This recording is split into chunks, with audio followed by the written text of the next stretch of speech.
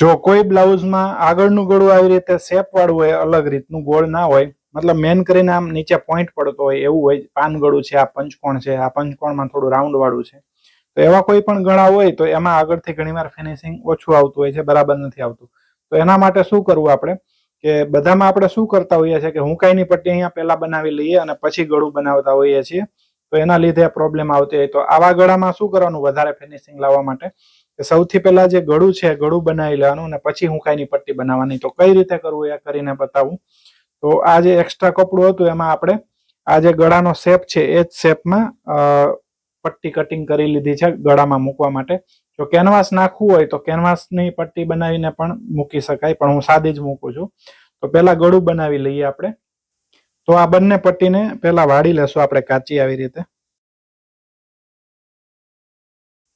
આ પટ્ટી વળી જાય એટલે હવે આ ગળા પર મૂકી અને આપણે ગળું બનાવી લેવાનું છે.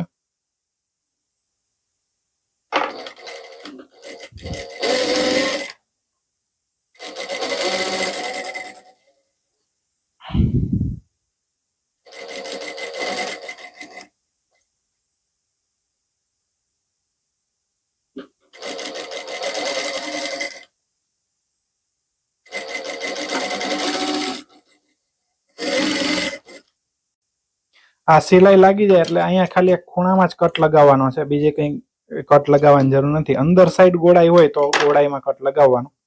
હવે અહીંયા આપણે પાછી કિનારીની સિલાઈ લગાવી દેશું.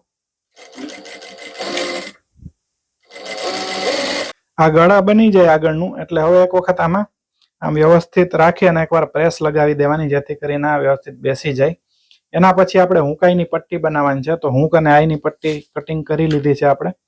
તો આ 3 ઇંચની આઈની પટ્ટી છે અને હુંકની પટ્ટી 1.5 ઇંચ જેવી છે, માપેલી નથી પણ તો બી 1.25 ઇંચ જેવી છે. હવે આ હુંકની પટ્ટીને સૌથી પહેલા વાળી લેવાની એક બાજુ, અને આપણે આમાં સીધા હુંક જ છે, મતલબ આ સાઈડથી નીચેથી હુંકની પટ્ટી મૂકવાની છે. તો માપના બ્લાઉઝમાં જોઈ લેવાનું જે સાઈડ હશે એ સાઈડ લગાવી દેવાની.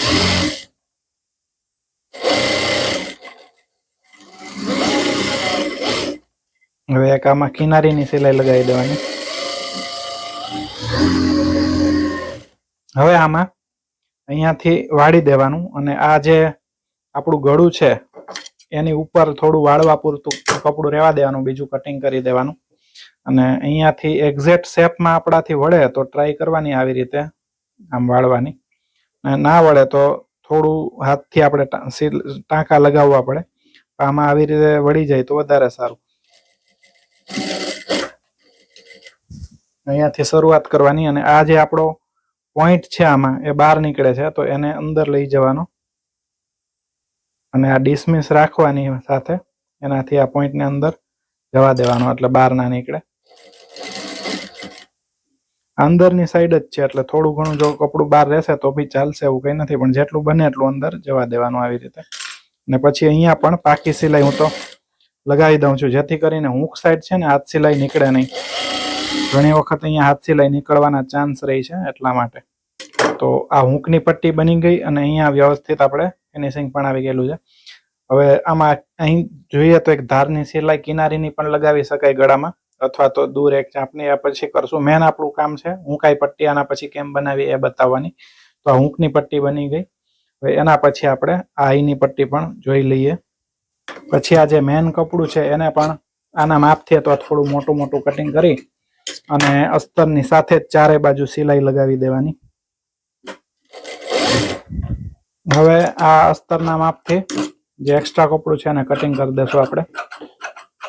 એ પછી આગળનો ભાગ છે એમાં આપણે ઉલટી સાઈડથી લગાવશું. આ ઉલટી સાઈડ રાખવાની અને એની ઉપર આ સીધું કપડું રાખવાનું, એટલે બંનેમાં આપણને અસ્તર જ દેખાશે. આ પછી વળી જશે બહારની સાઈડ, એટલે નીચેથી જ આમાં બી શરૂઆત કરવાની છે. આવી રીતે આઈ પટ્ટી બનાવવાથી ફિનિશિંગ પણ સારું આવશે. જો આ આઈ પટ્ટી લાગી ગઈ.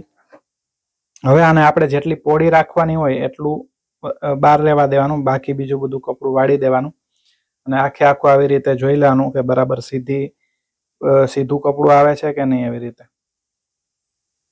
પછી અહીંયાથી આપણે કવર કરવા માટે સિલાઈ લગાવી દેવાની. આ જે આપણો પોઈન્ટ છે આ ત્યાંથી જ સીધી થવી જોઈએ.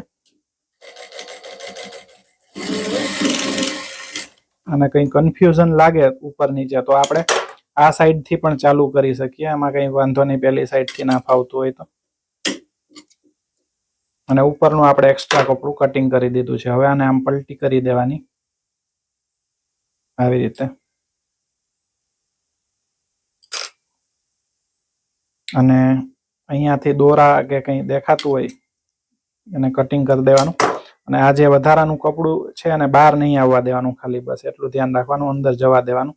અને અંદર ના જાય તો આ ડિસમિસ છે આપણી પાસે, એનાથી પણ ધક્કો મારી શકાય.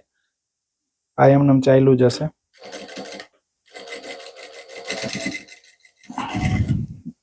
અને અહીંયાથી નીચે સુધી પછી વાળી દેવાની આ પટ્ટીને બસ.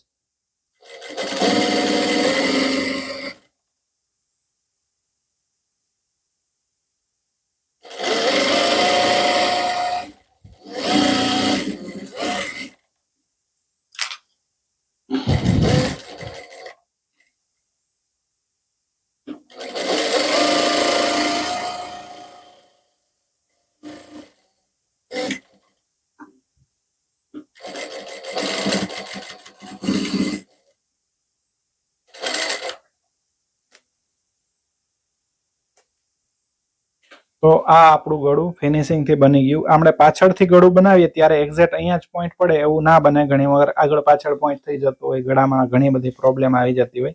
હવે આમાં આપણે હૂક બંધ કરશું એટલે આવી રીતે એક્ઝેક્ટ જે ગળું છે શેપમાં, એ જ શેપમાં આપણને બન્યા પછી દેખાશે. એના પછી ખાલી આપણે ઉપરથી માપી જોવાની હૂક અને આઈની પટ્ટી. જો આમાં લાંબા ટૂંકી થાય છે, હૂકની પટ્ટી આટલી બધી લાંબી છે, 5 ઇંચ જેટલી. તો જે ભાગ લાંબો હોય એને આપણે બંનેના એક સરખા માપથી કટિંગ કરી દેવું પડશે.